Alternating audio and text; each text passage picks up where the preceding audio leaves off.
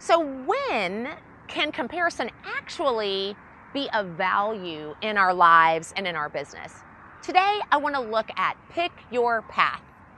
Upward comparison or downward comparison.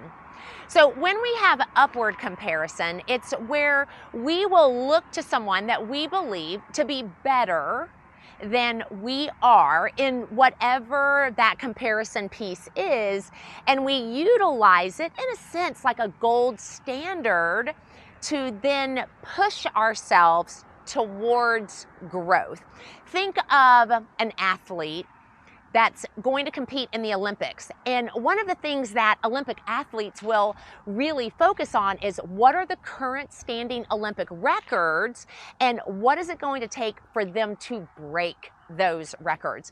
That's an example of an upward comparison. They look to someone who is better or has been better, and they determine what is it going to take for me to break that Olympic record. And it pushes them to train harder, longer, to have stamina, to really do the things that are necessary to move towards that goal.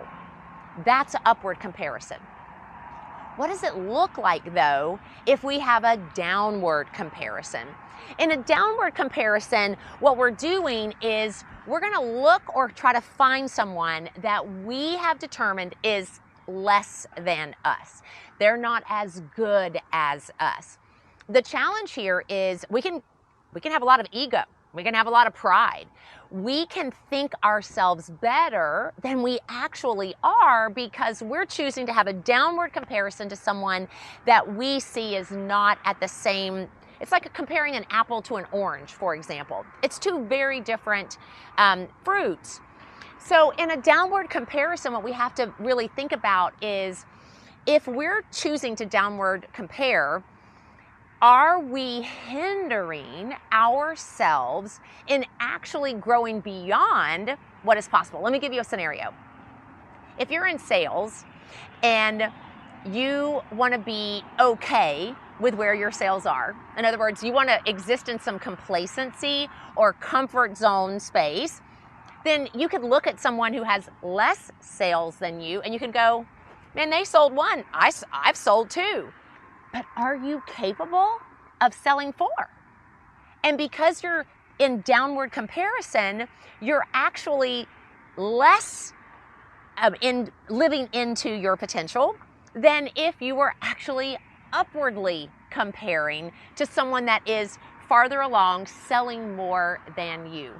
So today, I want you to ask yourself, are you engaging in upward comparison or downward comparison? So that you can ensure that you're actually comparing in a healthy way, in a way that will allow you to assess, where can I be better? Where do I need to train longer or harder or have more determination, show more grit, so that you can be the best version of yourself. When comparison is, I believe, most healthy, is when it really is indeed allowing us to assess where can we be better, where can we become the best version of ourselves. I'm Elizabeth Mahusai, Elite Sales and Leadership Coach with Southwestern Consulting. If you found this content helpful, hey, be sure to like and subscribe to my YouTube channel. And I also want to encourage you, make sure to follow me on my podcast, Thinking That Matters, because when your thinking matters, you live a life that matters.